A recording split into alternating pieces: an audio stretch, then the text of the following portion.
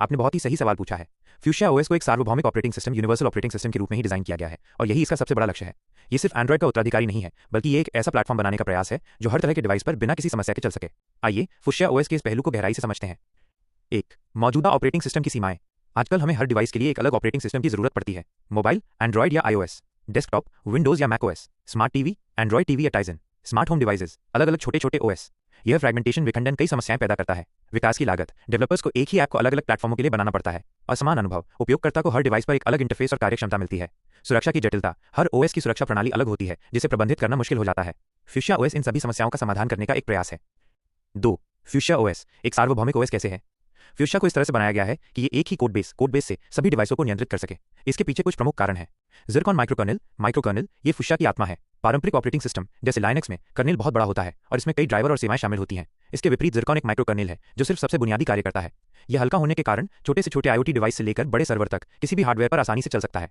Modular design fuchsia में हर सेवा जैसे फाइल सिस्टम, नेटवर्किंग आदि को अलग अलग मॉड्यूल के रूप में डिजाइन किया गया है।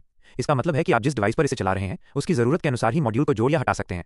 उदाहरण के लिए एक स्मार्ट स्पीकर को graphical user interface GUI module की जरूरत नहीं होगी, जबकि एक स्मार्टफोन को इसकी जरूरत होगी। फ्लटर एसडीके का उपयोग, फ्यूशिया पर एप्लीकेशन बनाने के लिए गूगल का फ्लटर फ्रेमवर्क इस्तेमाल होता है। फ्लटर का सबसे बड़ा फायदा यह है कि ये क्रॉस प्लेटफॉर्म है। एक ही फ्लटर कोडबेस से एक डेवलपर आईओएस, एंड्रॉइड, वेब और फ्यूशिया सभी के लिए ऐप बना सकता है। यह ऐप डेवलपमेंट की प्रक्रिया को बहुत सरल बनाता है और एक मजबूत ऐप इकोसिस्टम बनाने में मदद करता है। लचीला user interface, flexible UI, fuchsia का यूजर इंटरफेस यूआई किसी एक डिवाइस के लिए फिक्स नहीं है। यह अपने आप को डिवाइस की स्क्रीन के आकार और इनपुट तरीकों जैसे टच, माउस या वॉइस के अनुसार अनुकूलित कर सकता है। इससे लैपटॉप, टैबलेट और स्मार्टफोन पर एक जैसा और सुसंगत अनुभव मिलता है। 3, फ्यूशिया के सार्वभौमिक होने का क्या मतलब है?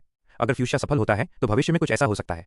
एक ही गूगल अकाउंट, आप अपने एक ही गूगल अकाउंट से अपने सभी डिवाइसों, फोन, लैपटॉप, टीवी, कार को प्रबंधित कर पाएंगे। निर्बाध अनुभव, सीमलेस एक्सपीरियंस, आप अपने फोन पर एक ऐप खोल सकते हैं और बिना किसी रुकावट के उसी जगह से अपने लैपटॉप पर काम जारी रख सकते हैं। सरल ऐप डेवलपमेंट, डेवलपर्स को सिर्फ एक ऐप बनाना होगा जो सभी डिवाइस पर काम करेगा। संक्षेप में फ्यूशिया ओएस एक ऑपरेटिंग सिस्टम सभी डिवाइसों के लिए के सिद्धांत पर काम करता है। ये हार्डवेयर सीमाओं को तोड़ता है और एक ऐसा सॉफ्टवेयर आधार प्रदान करता है जो भविष्य की कंप्यूटिंग, खासकर आईओटी और एम्बेडेड सिस्टम की दुनिया को एकजुट कर सकता है। यह एक जोखिम भरा और लंबा प्रोजेक्ट है, लेकिन अगर यह सफल होता है तो यह प्रौद्योगिकी की दुनिया में एक क्रांति ला सकता है।